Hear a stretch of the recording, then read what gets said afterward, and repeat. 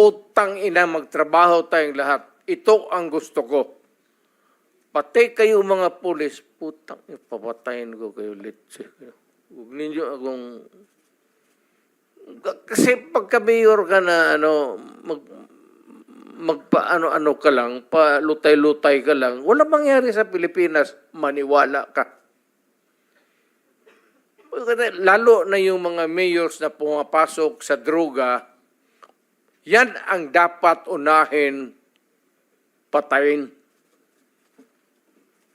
Mr. Chair. Thank you, Mr. President. So what I'm getting, Mr. President, is that yung imperfection noong ating programa na War on Drugs, nakabase po doon sa ilang mga local government units na wala ho talagang totoong political will para labanan ito dahil binabanggit nyo nga po